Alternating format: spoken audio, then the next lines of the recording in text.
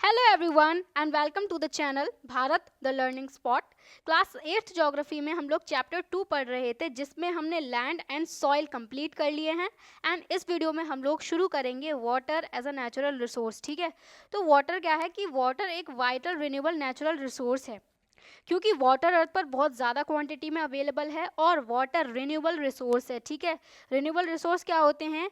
जिनकी क्वांटिटी जो है वो ख़त्म नहीं होती है, वो रिन्यू होते रहते हैं। ठीक है, तो अर्थ के सरफेस का 3/4 यानी कि 75% वाटर से ही कवर है। अगर जैसे ये है हमारी अर्थ, ठीक है, मान लो, तो इसको अगर हम 4 पार्ट में इस तरीके से डिवाइड करें तो इसमें से जो 3 पार्ट है ना, इसी पर ही वाटर अवेलेबल है और इतना बचा हुआ जो है वो लैंड है। ठीक है, तो ये है 75%। तो it is therefore appropriately call the water planet. अब जब इतनी मात्रा में पानी जो है वो अर्थ पर अवेलेबल है तो अर्थ को वाटर प्लैनेट भी कहा जाता है और ब्लू प्लैनेट भी तो इसको बोला जाता है। जैसे ये देखो फोटो है, ठीक है, तो इसमें सबसे ज़्यादा पानी है तो ब्लू कलर की अर्थ दिख रही है तो इसको ब्लू प्लैनेट भी कहा जाता है। और जो लाइफ शुरू हुई थी ना वो almost 3.5 billion years back start हुई थी प्रिमिटिव ओशियंस में। प्रिमिटिव मतलब होता है, इसको हिंदी में बोलते हैं प्राचीन, यानी कि बहुत पुराने ओशियंस की अगर बात करें तब सबसे पहले ओशियंस में लाइफ स्टार्ट होती है। 3.5 बिलियन ईयर्स यानी कि लगभग 350 करोड़ साल पहले लाइफ शुरू हो गई थी ओशियंस में। ठीक है, इवन टुडे जो ओशियंस हैं वो 2/3 कवर करते हैं अर्थ की सरफेस का। ठीक है, कितना? 2/3 कवर कर रहे हैं and support a rich variety of plant and animal life. और ओशियंस ऐसा नहीं है कि ओशियंस में सिर्फ पानी ही पानी है, वहाँ पर प्लांट भी हैं, बहुत सारे एनिमल्स भी रहते हैं, जैसे फिश होती है, शार्क है, ऑक्टोपस है, ये सब ओशियंस में ही तो मिलते हैं, तो इसमें लाइफ भी हो जाती है ओशियन में। ठीक है, और ocean water is however saline. Ocean water जो होता है वो सलाइन होता है। सलाइन मतलब खारा पानी जिसमें नमक की मात्रा होती है। ठीक है, और जब नमक की मात्रा होगी पानी में तो वो ह्यूमन कंजम्पशन के लिए फिट नहीं होगा। ठीक है, ह्यूमन के लिए क्या चाहिए होगा? फ्रेश वाटर चाहिए। फ्रेश वाटर लेकिन कितना है? अर्थ पर 2.7% है, सिर्फ 2.7%। अगर हम इस 2.7% को अगर 100% माने, ठीक है, इतना फ्रेश वाटर अवेलेबल है, तो इसमें से जो 70% है ना वो सिर्फ आइस शीट्स के रूप में एंड ग्लेशियर्स के रूप में अवेलेबल है। आइस शीट होती है बर्फ की चादर, हम इसको बोल सकते हैं। ठीक है, मतलब पूरे में ये इस तरीके से बर्फ बिछी हुई है, इसके रूप में फ्रेश वाटर। और ग्लेशियर्स जो होते हैं उनके रूप में फ्रेश वाटर अवेलेबल है। कहाँ पर है ये? अंटार्कटिका में, ग्रीनलैंड में, माउंटेन रीजन्स में। एक बार इनकी लोकेशन देख लेते हैं। ये वर्ल्ड मैप है, ठीक है, और ये जो कॉन्टिनेंट है ये है नॉर्थ अमेरिका, राइट। तो ये जो आइलैंड है ना ये है ग्रीनलैंड। और क्या थी लोकेशन? अंटार्कटिका थी। तो ये जो सबसे सदर्न कॉन्टिनेंट है ये वाला जो है ये है अंटार्कटिका। ठीक है, और बहुत सारे ऐसे माउंटेन्स हैं, जैसे इंडिया में यहाँ पर हिमालय है। ठीक है, यहाँ पर यूरोप में आल्प्स माउंटेन भी हैं, यहाँ पर एंडीज हैं। तो बहुत सारे ऐसे माउंटेन्स हैं जहाँ पर जो फ्रेश वाटर के रूप में ग्लेशियर्स हैं, आइस शीट्स अवेलेबल हो जाती हैं। ठीक है, लेकिन इनकी लोकेशन इस तरह से है कि इनएक्सेसिबल है। ये जो पानी है बर्फ़ के रूप में जो है तो वो इनएक्सेसिबल हो जाएगा। तो फिर जो है सिर्फ 1% ही फ्रेश वाटर अवेलेबल है जो ह्यूमन यूज़ के लिए है। मतलब 2.7% टोटल फ्रेश वाटर है, लेकिन क्या है कि कुछ पार्ट उस वाटर का ग्लेशियर्स के रूप में है। उस ग्लेशियर्स को तो निकाल नहीं सकते हम, डायरेक्टली यूज़ नहीं कर सकते। तो यूजेबल जो वाटर है वो सिर्फ 1% है। ठीक है, और वो कहाँ पर मिलता है? ग्राउंड वाटर के रूप में, ज़मीन के नीचे से निकाला जाता है, ट्यूबवेल्स वगैरह लगा के, सबमर्सिबल पंप लगा के, है ना। और सरफेस वाटर के रूप में है। सरफेस वाटर पे जैसे रिवर के रूप में, मतलब जैसे रिवर बहकर जा रही है तो वहाँ पर उसमें रिवर में फ्रेश वाटर होगा, कोई लेक है उसमें फ्रेश वाटर होगा। और वाटर वेपर के रूप में भी रहती है एटमॉस्फेयर में। जो हमारा एटमॉस्फेयर है उसमें वाटर वेपर भी होती है, ठीक है, वो भी फ्रेश वाटर ही है। तो fresh water is therefore the most precious substance on earth. बिल्कुल, क्योंकि फ्रेश वाटर एक तो सबसे कम क्वांटिटी में अवेलेबल है और ये हमारे यूज़ के लिए भी है, तो ये सबसे ज़्यादा प्रीशियस सब्सटेंस हो जाता है अर्थ पर। अब देखते हैं वाटर साइकिल। वाटर साइकिल क्या होता है? देखो, जब हम बात करते हैं वाटर की तो इसको हम अर्थ पर ना तो ऐड कर सकते हैं और ना ही सब्सट्रैक्ट कर सकते हैं। ठीक है, इसकी जो वॉल्यूम है ना वो कांस्टेंट रहती है, यानी कि जितना पानी आज है उतना ही कल होगा, उतना ही परसों होगा, उतना ही 100 सालों बाद होगा। लेकिन हम क्या देखते हैं कि जो इसकी क्वांटिटी है, जो इसका एबंडेंस है, वो हमको वेरी होता हुआ, मतलब अलग अलग होता हुआ दिखाई देता है। क्यों दिखाई देता है? क्योंकि ये कांस्टेंट मोशन में है। वाटर जो है कांस्टेंट मोशन कर रहा है लगातार, ठीक है, साइक्लिंग कर रहा है। साइक्लिंग कैसे?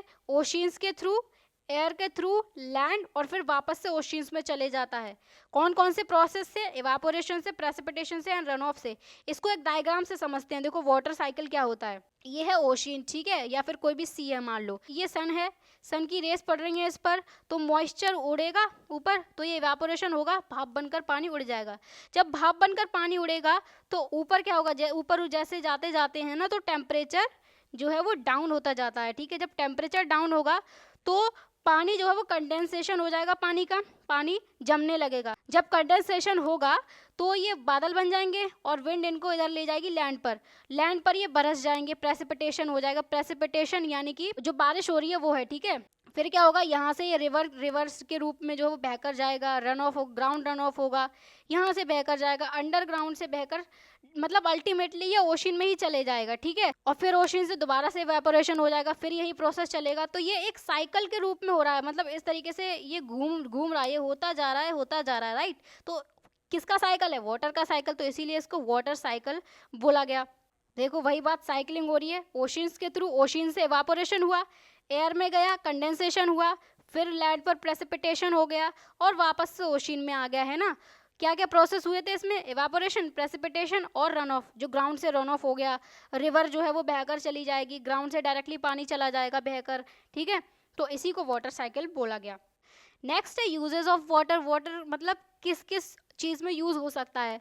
तो वाटर सबसे मतलब बहुत आसान बात है कि ड्रिंकिंग में यूज़ होता है, ये ऑब्वियसली, वॉशिंग में, कपड़े धोने के लिए, घर धोने के लिए, गाड़ी धोने के लिए, बहुत सारी चीज़ों में यूज़ हो जाता है वाटर, ठीक है।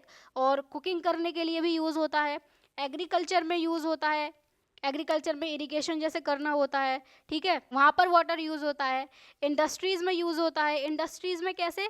जैसे मशीन जो होती हैं उनको कूलिंग करने के लिए, ठंडा करने के लिए, उनको इक्विपमेंट को साफ़ करने के लिए पानी की ज़रूरत तो रहेगी ना, कोई भी चीज़ बिना पानी के साफ़ नहीं हो पाएगी। एंड जो रॉ मटेरियल्स हैं उनको प्रोसेस करने के लिए, रॉ मटेरियल कैसे प्रोसेस होंगे? जैसे हम एक इंडस्ट्री लेते हैं, टेक्सटाइल इंडस्ट्री, ठीक है। टेक्सटाइल इंडस्ट्री वो होती है जो कपड़े की इंडस्ट्री होती है, जिसमें कपड़े वगैरह बनाए जाते हैं, ठीक है। तो इसमें जो रॉ मटेरियल होता है वो कपड़ा है, मान लो कॉटन, ठीक है। तो कॉटन को डाई करने के लिए यानी कि कलर करने के लिए बहुत सारे पानी की ज़रूरत रहती है। तो इंडस्ट्रीज पानी का यूज़ कर रही हैं। और वाटर का यूज़ इलेक्ट्रिसिटी जनरेट करने के लिए भी होता है। कैसे? रिजर्वायर्स ऑफ डैम के थ्रू, जिसको हम बोलते हैं हाइड्रो इलेक्ट्रिसिटी। कैसे? जैसे ये जा रही थी एक रिवर, ठीक है, इस रिवर पर हमने यहाँ पर डैम बना दिया, इस रिवर को जो है वो रोक दिया। अब यहाँ पर क्या हुआ, पानी भर गया, जिसको हम बोलेंगे रिजर्वायर। और यहाँ से एक पार्ट खुला छोड़ दिया, यहाँ से पानी को नीचे बहाएंगे, जिसको बोलेंगे पेन स्टॉक, ठीक है। अब यहाँ पर टरबाइन लगी हुई है, ये जब पानी फ्लो करेगा तो ये टरबाइन क्या होगी, घूमेगी। जब ये टरबाइन घूमेगी तो इससे जनरेटर कनेक्ट है, जनरेटर क्या करेगा, इलेक्ट्रिसिटी जनरेट कर देगा। और यहाँ से जो लाइंस हैं, पावर लाइंस, वो कनेक्ट की गई हैं, फिर वहाँ से घरों तक बिजली पहुँचा दी जाएगी। तो इस तरह से जो है हाइड्रो इलेक्ट्रिसिटी जनरेट होती है वाटर के थ्रू, ठीक है। तो ये सारे थे वाटर के यूजेस। तो वाटर के यूज़ तो बहुत सारे हैं एंड वाटर की क्वांटिटी भी काफ़ी ज़्यादा है, लेकिन हमने देखा कि फ्रेश वाटर इतना अवेलेबल नहीं है, यूज़ के लिए नहीं है ना। तो फिर फ्रेश वाटर की शॉर्टेज के क्या कॉज क्या हैं कि क्यों इसकी शॉर्टेज हो रही है? तो पहला कॉज है इंक्रीजिंग पॉपुलेशन। वर्ल्ड की पॉपुलेशन बढ़ती जा रही है। अब जब पॉपुलेशन बढ़ेगी तो वो ज़्यादा पानी की डिमांड करेंगे ना, मतलब जैसे एक इंसान है तो वो 1 गिलास पानी पीता है, अब वही 2 इंसान हो गए वहाँ पर तो वो 2 गिलास पानी मांगेंगे ना, 3 हो गए तो 3 गिलास मांगेंगे। तो जितने ज़्यादा लोग होंगे उतनी ही वाटर की डिमांड बढ़ेगी, तो इससे वही बात होगी कि फ्रेश वाटर की शॉर्टेज हो जाएगी, ठीक है।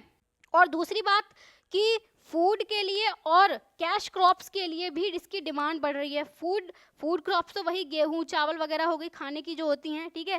कैश क्रॉप्स वो होती हैं जो खाने के पर्पज़ से नहीं उगाई जाती हैं, ठीक है, जिनको बेचकर डायरेक्टली पैसा मिल जाएगा, वो क्रॉप्स हो गई। कैश क्रॉप्स के एग्जाम्पल हो गए लाइक टी हो गई, जो चाय होती है, कॉफ़ी, शुगर केन, ये सब क्या है, ये अगर किसान इनको उगा रहा है तो ये इतनी मात्रा में वो अपने पास तो नहीं रखेगा कंजम्पशन के लिए, ठीक है, वो सभी को बेच देगा और उससे उसको पैसा मिलेगा, तो वो होती है कैश क्रॉप्स।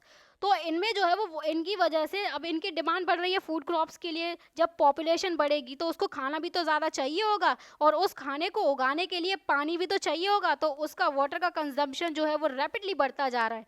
अब जब वाटर कंजम्पशन बढ़ेगा तो शॉर्टेज होगी, सिंपल सी बात है। तीसरा जो कॉज है वो है अर्बनाइजेशन बढ़ता जा रहा है। अर्बनाइजेशन यानी कि जो सिटीज़ हैं वो एक्सपेंड हो रही हैं, ठीक है। अब जब सिटीज़ एक्सपेंड होंगी, वहाँ पर ज़्यादा लोग आकर रहेंगे, तो इससे वाटर सोर्सेज पर प्रेशर पड़ेगा। सारी बात पॉपुलेशन की ही आ रही है, सारे जो कॉज हैं उनमें एक मेन फैक्टर पॉपुलेशन ही है। अब सिटीज़ में भी जब पॉपुलेशन ज़्यादा होगी, जब अर्बनाइजेशन बढ़ेगा, तो भी वाटर सोर्सेज पर ही प्रेशर आएगा। वो क्या करेंगे, ग्राउंड वाटर को एक्सट्रैक्ट करेंगे ज़्यादा से ज़्यादा, तो क्या होगा, ग्राउंड वाटर भी डिप्लीट हो जाएगा। जैसे बेंगलुरु में हुआ था रिसेंटली, कर्नाटक में बेंगलुरु में सूखा पड़ गया था बिल्कुल, वहाँ के लोग पानी के लिए तरस गए थे। तो ऐसा क्यों हुआ, क्योंकि अर्बनाइजेशन वहाँ पे बढ़ा, है ना। चौथा कॉज है हायर लिविंग स्टैंडर्ड्स। अब जब किसी इंसान के लिविंग स्टैंडर्ड बढ़ेंगे तो वो ज़्यादा वाटर यूज़ करेगा डेली लाइफ में। जैसे वॉशिंग मशीन में कपड़े धुल रहे हैं तो हाथ से नहीं धुलेंगे, आप वॉशिंग मशीन में धुल रहे हैं।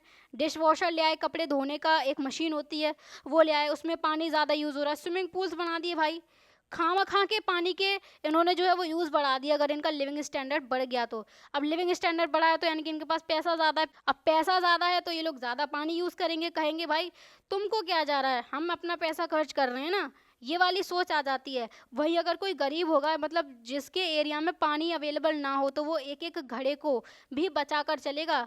जैसे हमने मम्बा की स्टोरी देखी थी, याद है। तो मम्बा को जो है वो घंटों जो है वो चलकर जाना पड़ता था, तो उसके लिए पानी बहुत ज़्यादा कीमती होगा। लेकिन वही अगर जो अमीर लोग हैं उनके लिए कोई कीमती चीज़ है ही नहीं है, उनके लिए तो बस पैसा ही है जो है, ठीक है। तो एक कॉज ये भी हो जाता है। एंड अगला है कि जो वाटर सोर्सेज है ना वो ड्राई हो रहे हैं, वो सूख रहे हैं। क्यों सूख रहे हैं, क्योंकि ओवर यूज़ किया जा रहा है रिवर्स का, लेक्स का, ग्राउंड वाटर का, तो जिससे ये सूख जा रहे हैं। अब यार किसी भी चीज़ का ओवर यूज़ करोगे तो एक ना एक दिन तो वो ख़त्म होनी ही है, चाहे वो कुछ भी हो। तो इससे वाटर सोर्सेज ड्राई हो रहे हैं। नेक्स्ट कॉज है वाटर पोल्यूशन। अब वाटर को पोल्यूट ही कर दोगे तो वो यूजेबल तो रहेगा ही नहीं, हालांकि उसकी क्वांटिटी उतनी ही है क्योंकि वाटर रिन्यूएबल है, लेकिन अब वो यूज़ के लिए नहीं बचा ना। तो वेस्ट जो है, इंडस्ट्रीज से वेस्ट जाता है रिवर्स में, फ्रेश वाटर में। घर जो हैं उनसे डायरेक्टली वेस्ट जाता है। जैसे यहाँ पर रिवर है, ठीक है, यहाँ पर एक इंडस्ट्री लगी हुई है, इसमें से जो भी गंदा पानी होगा, जो भी कूड़ा कचरा होगा, वो इस नदी में ही बहा देती हैं डायरेक्टली। और जो घर हैं, ठीक है, वहाँ से जो भी गंदा पानी निकलता है वो पहले नालियों में जाएगा, उससे बड़े नाले में जाएगा, फिर वो अल्टीमेटली नदी में ही चले जाता है बिना ट्रीटमेंट के, ठीक है। तो वो अल्टीमेटली उस रिवर को पॉल्यूट कर देता है। रिवर या लेक जहाँ पर भी जाए वो उसको पॉल्यूट कर देगा। और जब फ्रेश वाटर ही पॉल्यूट हो जाएगा तो यूज़ के लिए नहीं होगा, यूज़ के लिए नहीं होगा तो शॉर्टेज होगी, है कि नहीं। तो यही कुछ कॉजेज़ थे, और भी कई सारे कॉजेज़ होते हैं, लेकिन ये जो है वो एनसीईआरटी के अकॉर्डिंग है, तो वही सारे मैंने बता दिए हैं। तो इसीलिए कहते हैं जल ही जीवन है, पानी को हमको बचाना चाहिए, वेस्ट नहीं करना है पानी को, ठीक है।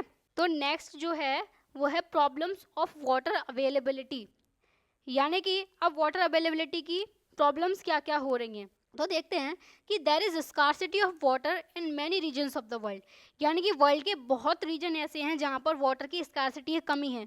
हम उसी कहानी पर वापस आएँ। अफ्रीका में, तंजानिया में, जहाँ पर मम्बा रह रही थी, वाटर की स्कार्सिटी है ना वहाँ पर, उसको चलकर जाना पड़ता है सुबह सुबह में, ठीक है।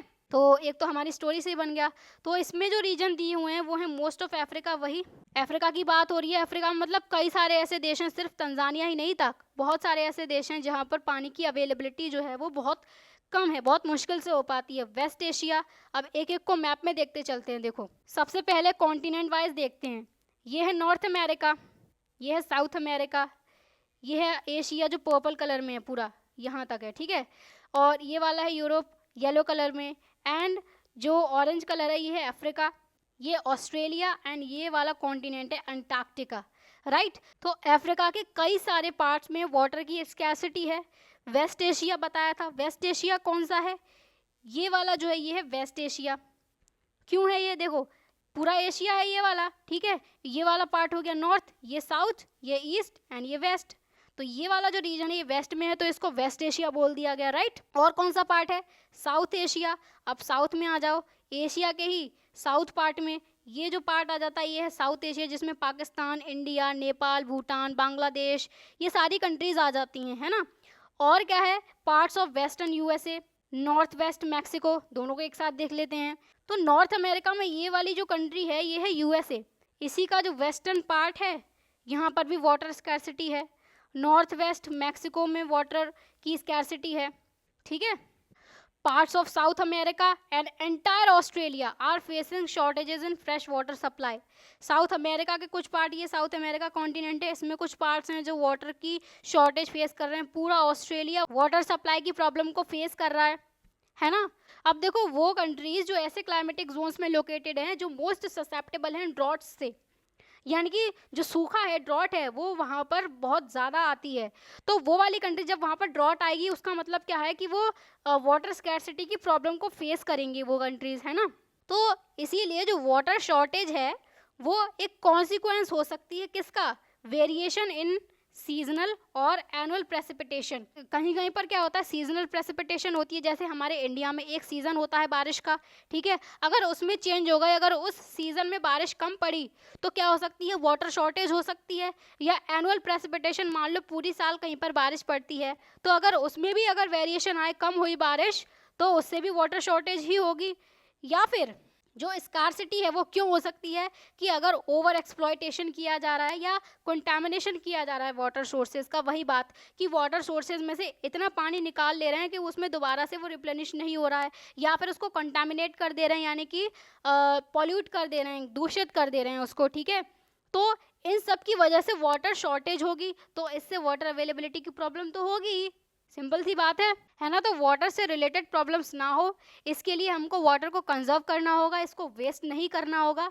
हर एक इंसान को स्टेप्स उठाने पड़ेंगे, ठीक है। ऐसा नहीं है कि किसी के पास पैसा है तो वो कितना भी पानी वेस्ट करे, ऐसा नहीं होना चाहिए, क्योंकि वाटर एक मोस्ट प्रीशियस रिन्यूएबल रिसोर्स है और इसको हमको जितना हो सके उतना बचाना होगा, पॉल्यूट नहीं करना होगा, राइट। तो इस वीडियो में इतना ही, और अगली वीडियो में हम लोग कंजर्वेशन ऑफ वाटर रिसोर्सेज पढ़ेंगे, क्योंकि हमने प्रॉब्लम्स तो देख ली, स्कैरसिटी भी देख ली, राइट, और रीजन्स भी देख लिए कहाँ कहाँ पर ये प्रॉब्लम है फ्रेश वाटर की। तो फिर कंजर्वेशन भी देख लेंगे कि किस तरीके से कंजर्व किया जाए वाटर को। तो इस वीडियो में इतना ही, मिलते हैं अगली वीडियो में। आज के लिए bye bye, take care and keep learning.